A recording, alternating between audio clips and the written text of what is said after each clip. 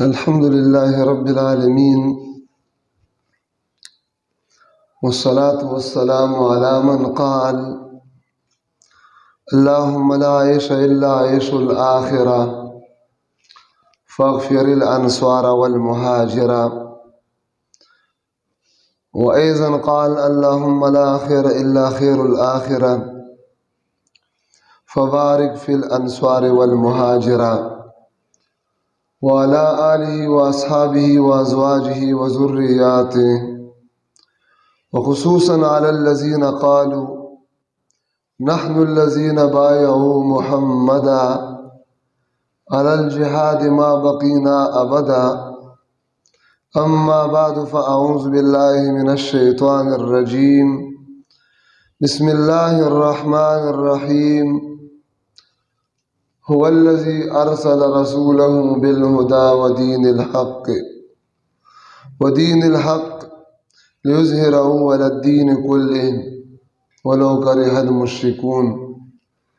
وقال النبي صلى الله عليه وسلم: أمرت أن أقاتل الناس حتى يقولوا لا إله إلا الله، أو كما قال النبي صلى الله عليه وسلم: إن الله وملائكته يصلون على النبي يا أيها الذين آمنوا صلوا عليه وسلموا تسليما. اللهم صل وسلم وزد وبارك على رسول الله صلى الله تبارك وتعالى عليه وعلى آله وأصحابه وبارك وسلم تسليما كثيرا كثيرا. زمان معززو الله رب العزت زمان کو استاسو د ټولو ایمان کامل او اعمال صالحه نصیب فرمای. د دې دور د ډیرو خطرناکو زهريله فتنو نه دی الله پاک زمون کو استاسو د ټولو حفاظت نصیب کړي. معززو دین اسلام الله رب العزت موږ او تاسو ټول ته نصیب کړي. الله پاک احسان او کرم نوازی ده. دین اسلام دین فطرت ته الله پاک دین اسلام دنیا ته اخیری دین نازل کړي. قرآن هم اخیری کتاب دی، دین اسلام اخیری دین دی، او رسول الله صلی الله علیه وسلم اخیری نبی دی. الله پاک قرآن پاک کی پدریو زینو کی دا کم آیات ما تلاوت کا دا مضمون پدریو زینو کی اللہ پاک ذکر کرے. او اللہ پاک فرمائی چی دا دین اسلام ہدایت او قرآن دا شما دنیا تر علی گلے دے نو دی دا پارا میرا علی گلے دے چی دا با پا مقدس مگج سمر ادیان دی پا دی طول دینوں باندی با دا غالبی گی. الاسلام یعلو ولا یعلا علیہ، اسلام ببالاتری اوچت بھی دا اسلام دا پاسا کم دین دا اوچت کے دے نشی. نو اللہ پاک اسلام دا ترکے دا پارا دا فتح دا پارا دا غلبی دا پارا اسلام دین نازل کرے. پا ہر وقت کی با اسلام دا دلیل پر لحاظ سر کو ہر وقت دا غالب ہو. خو دا توری پا میدان کی مسلمان و اسلام دا غلبی دا پارا اللہ رب العزت شرط لگو لے دے. ان تنصر اللہ ینصرکم ویثبت اقدامکم. اللہ فرمائی کہ شرط تاسو زما دا دین مدد کوئی، زما دا نبی مدد کوئی، زما دا اسلام مدد کوئی. اللہ فرمائی زب مستاسو مدد کوما، ضرور بھی ضرور با اللہ فرمائی زستاسو مدد کوما، اور زب استاسو قدمون مضبوط کوما دا دشمن پا مقابلہ کی پا میدان جہاد کی. نو اللہ پاک دا اسلام دا غلبی وعدہ فرمائے لے، اور اللہ اسلام را لے گلے دے لدیش دا بغالبی. خونن پا مقدس مگا تاسو اگوری اسلام مغلوب دے، اسلام کمزور دے، مسلمانان کمزوری دی. داغی وجہ دا ادا چکم شرط اللہ پاک لگو لے دے، اگر شرط مسلمانان نپورا کئی. اگر دا اللہ دا دین نصرت تے، دا اللہ پاک دا دین مدد دے، دا احیائی دین دا پارا، دا اللہ پاک دا دین دا جندکول دا پارا، دا غیر غلبی دا پارا کوشش نکول دی. نو الله پاک به دین غالب کوي، مسلمانان به غالب کوي. مخکې تیر شوي دي بیا به هم راځي، خو شرط دا دی چې مسلمان به د احیای دین محنت کوي، د الله د دین د ژوندي کولو کوشش به کوي، د الله پاک د دین د غلبې محنت به کوي، قرباني هم تکالیف به په دې لاره کې ورکوي، نو بیا به الله رب العزت دین غالب کوي. زما معززو، یو هغه د اسلام وخت چې رسول الله صلی الله علیه وسلم په غزوه خندق کې خندقونه کني او یو ګټه وروتله، هغه ماتېږي نه، حضور راغی او هغې له یو پل کې راتاو کو او د تکبیر نارې وویل، الله اکبر یې وویلې، بیا دویم پل کې راتاو کو، بیا درېیم او داسې نارې یې وفرمایلې. صحابو ته پوښتنه وکړه، وایي تاسو کله چې پل کې راتاو کو د تکبیر ناره مو واله، یو رڼه اوچته شوه، داسې ناشنا منظر داسو. نو حضور وفرمایل چې ما دا پل کې راتاو کو، نو د روم او د فارس هغه محلات الله پاک ما ته وښودل، دویم سره د قیصر او د کسرا محلات الله پاک ما ته وښودل، دریم سره بیا الله رب العزت ما ته د یمن هغه ماڼۍ وښودلې او ما ته جبریل امین خوشخبري راکړه چې ستا امت به تر دغه ماڼو پورې رسي. نو کوم منافقین چې معتب ابن قشیر او نور هغې داسې پراپګنډې شروع کړي، وایي موږ باندې دومره سخت حالات دي چې د دشمن مقابله نشو کولی، خندقونه کنو، موږ تقاضي نه نشو تللی، او دی وایي چې زما امت به روم او فارس او هغه علاقې فتح کوي. نو هغه ورځ شپې هم الله پاک راوستلې. امیر المؤمنین عمر ابن الخطاب رضی الله تعالی عنہ د هغې په دور کې الله رب العزت دا دین دومره مضبوط کړ، دا دومره قوي کړ، او هغه د عزت ورځې الله پاک راوست. زموږ استازو قبله اول بیت المقدس چې 14 میاشتې رسول الله صلی الله علیه وسلم او صحابه هغې ته منځونه کړي، او بیا دا د یهودو په قبضه کې راغلي، د یهودو قبضه کې. نو عمر فاروق رضی الله عنه په 14 کال د هجرت باندې هغه شام طرف ته او دا روم او شام بیت المقدس ایله دې ټولو طرف ته لښکرې راولېږلې په 14 کال د هجرت باندې. عمر فاروق رضی الله عنه ابو عبیده رضی الله عنه په دغه علاقو باندې امیر مقرر کړو. نو لښکرې وغورځول، بیت المقدس نه محاصره وکړه او بیت المقدس والون ته اسلام دعوت ورکړي، اسلام قبول نه کړ. نو بیا ورته ټیکس او جزیه ورکړي. نو هغې بیا په دې شرط باندې راضي شو چې موږ صلح کوو، ټیکس او جزیه ورکوو، خو په دې شرط باندې چې ستاسو امیر المؤمنین به موږ ته راځي. ابو عبیده رضی الله عنه خط ولیکه عمر فاروق رضی الله تعالی عنہ ته، وایي دا خلک راضي کېږي بیت المقدس صلح موږ سره کوي، بیت المقدس موږ ته حواله کوي، خو په دې شرط چې امیر المؤمنین به راځي. عمر فاروق رضی الله عنه مشوره وکړه د صحابه کرامو سره، وایي څوک هم لاړ شم که لاړ نه شم. عثمان رضی الله عنه ورته وفرمیل ویل مه ځه، وایي دا چې دې الله پاک ذلیل کړي، اوس د امیر المؤمنین او د دې په مطالبه به تالته ته ځي، نو زما رایه دا ده چې ته مه ځه. حضرت علی رضی الله عنه ورته وفرمیل جي لاړ شي، وایي مسلمانانو ته به لږه تسلي ملو شي، اطمینان به ملو شي، تاسو لاړ شي. نو حضرت امیر المؤمنین عمر رضی الله عنه د حضرت علی رضی الله عنه رایه ته ترجیح ورکا او را روان شو مدینه منورې نه بیت المقدس ته راغی.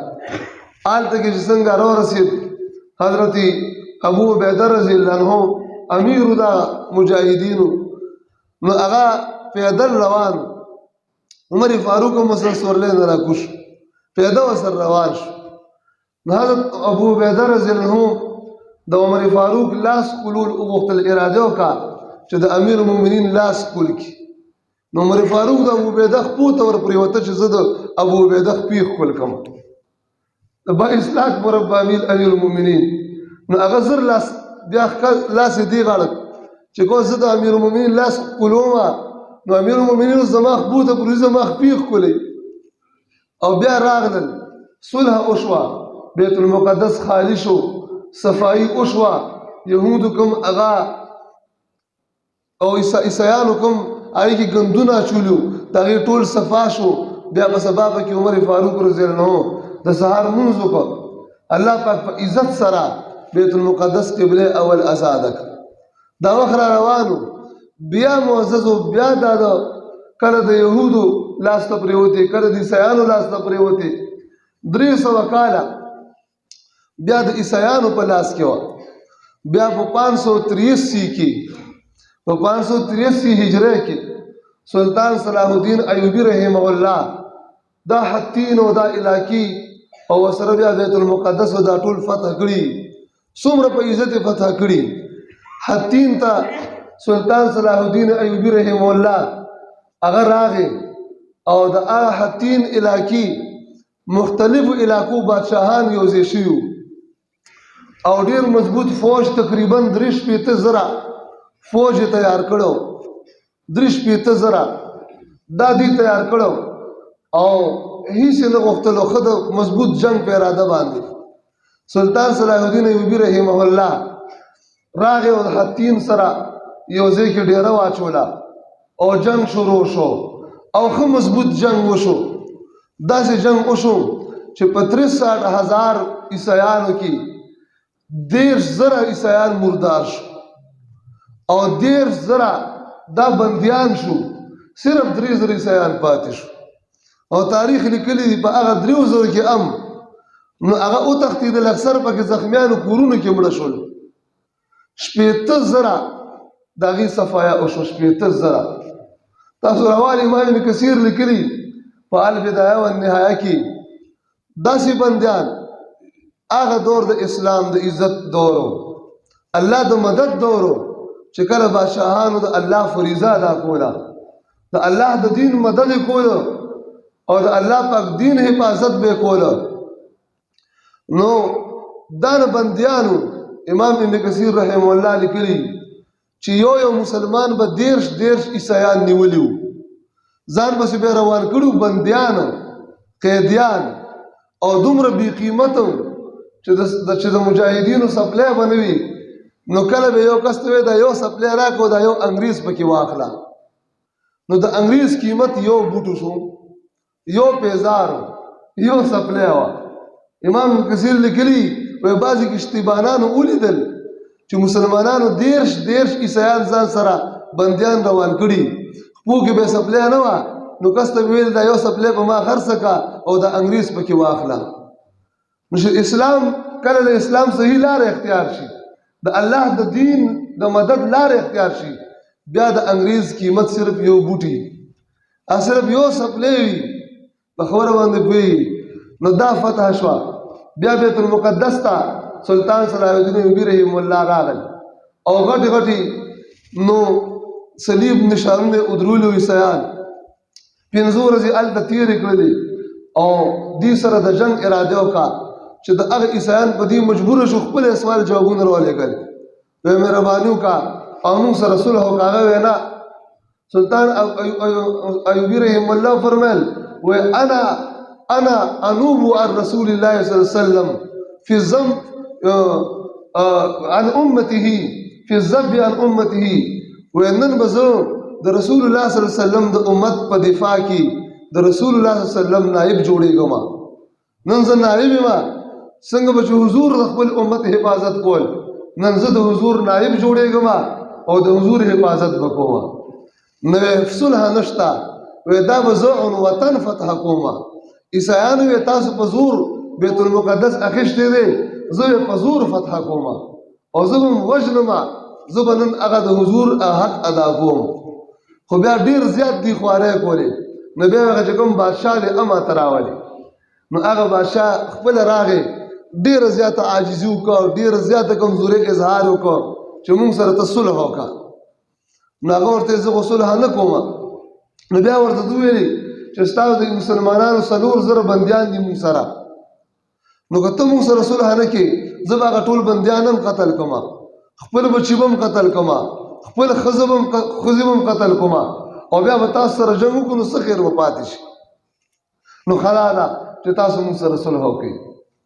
نو سلطان صلاح الدین ایوبی رحمه الله هغه بیا غاړه کېښوه او صلح وکړه په دې شرط باندې چې هر سړی به لس دراهم راکوي، زنانه 15 دراهمه او ماشومان هغه به 2 درهمه راکوي، او چې د چا وس ني هغه وینځي او غلامان هغه بندي وي 40 ورځې پورې به دا هر څه رارسوي.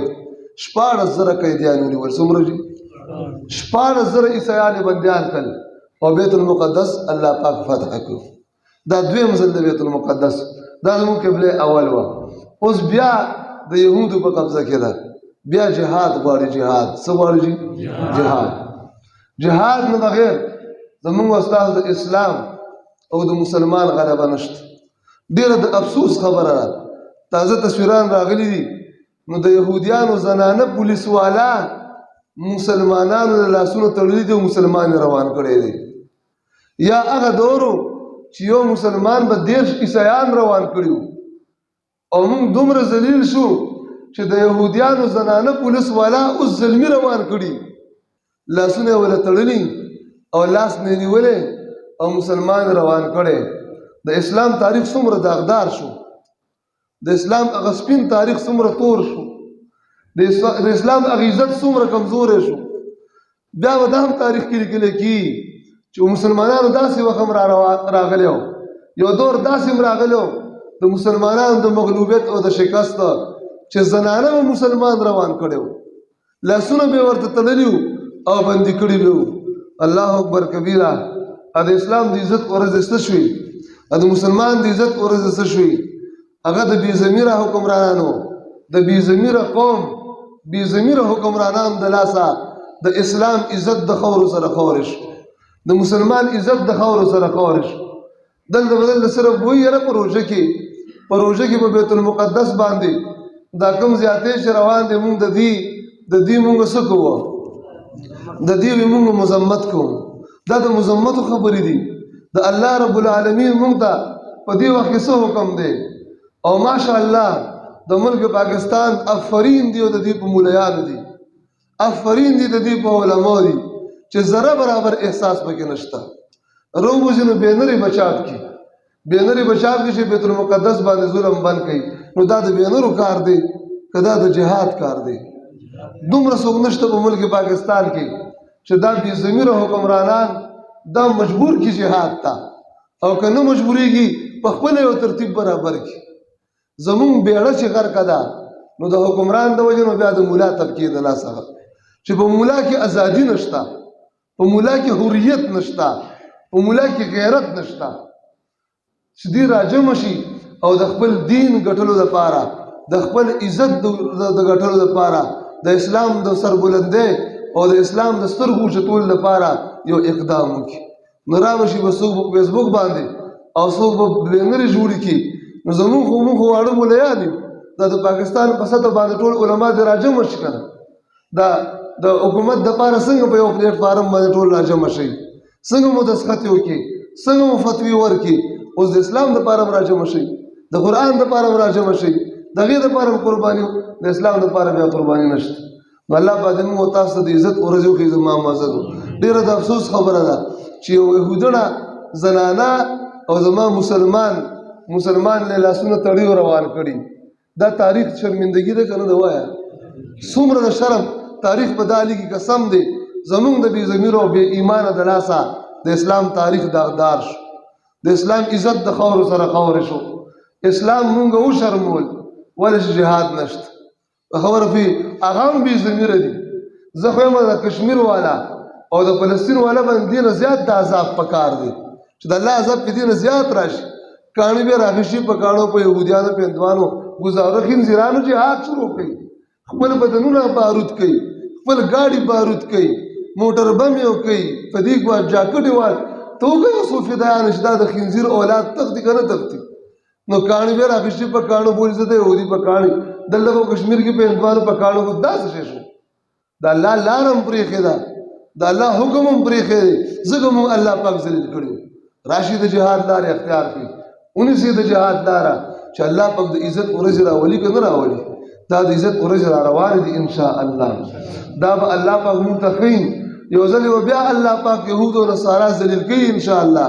بیت المقدس او قبله اول به مونږ ته الله پاک راکوي خو شرط دا دی ان تنصر الله ینصرکم د الله مدد به هله راځي چې مونږ د الله مدد ته نیت وکړو که نه د جهاد او د هجرت لاره په اختیار وکړو که نه الله پاک دې موږ تاسو د عمل توفیق نصیب کړي الله پاک شاله څومره ورکړې ده زموږ اواز کوم ځای پورې رسي اذان شوی دی اقامت هم شوی دی جمع په ودرېدو کې ده څوک په کشمیر کې ودرېدی شي څوک فلسطین کې ودرېدی شي د جهاد لمونځ ته کوم ځای ته تللی شي او شاله الله پاک څه وس ورکړی الله پاک باندې خپل ځان ور قبول کو الله به دې موږ تاسو ټول قبول کړي د خپل دین دپاره نو معززو اسلام عزت دپاره راغلی و اسلام غلبې دپاره راغلی و خو د نن مسلمان د 15مې صدۍ تاریخ ډېر سیاه دی ډېر تور دی ډېر دردار دی ډېر بدبودار دی 15مې صدۍ تاریخ به اسلام خلکو ته ډېر زیات په خراب انداز معرفي کړي د دې اسلام تعریف به خلکو ته ډېر بد انداز کې وشي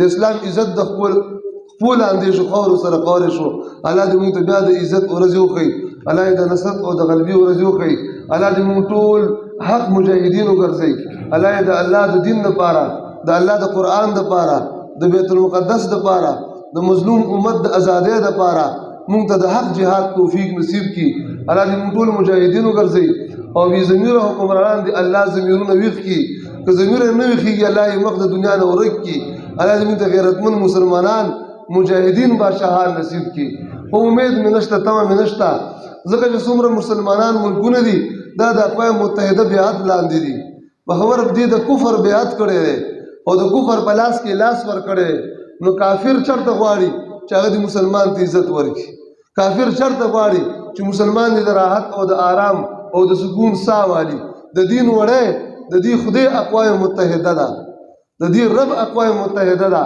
نو د دې رب چې می غوښتي نو دا مسلمانان بې ضمیره هېڅ نشي کولی هغه مسلمان ملک به د حریت او د ازادۍ قدم اوچتوي چې هغه د اقوام متحده بیعت لاندې نه راغلی هغوی د هغه رب په ځای باندې دا رب نه انکار نه کړی تر څو وګورې او د دې رب اقوام متحده ده د دې رب برطانیه او امریکا او روس او چین او کافران دي نو کافر خو د مسلمان عزت نه غواړي الله پاک دې موږ تاسو ټول ته د عمل توفیق نصیب کړي که به داسې یوه چرچ کې په ټوله دنیا کې په یو چرچ کې یا په یو د هندوانو یا د سیکانو یا د یهودیانو په عبادت خانه کې د عبادت په ټیم کې یو دوه مسلمانانو حمله وکړه بیا به تاسو ټوله ځمکه وګورئ چې دا به وړه کېږي چې اوهو دا څنګه اسلام دی دا څنګه مسلمانان دي دا څنګه دین دی چې عبادت خانو باندې حملې کوي او ته ورشه بیت المقدس هغه په وینو باندې سور کړو د مونځ په دوران کې زنانه به اوله بوډاګان اوله ماشومان اوله څوک هم څه نه وایي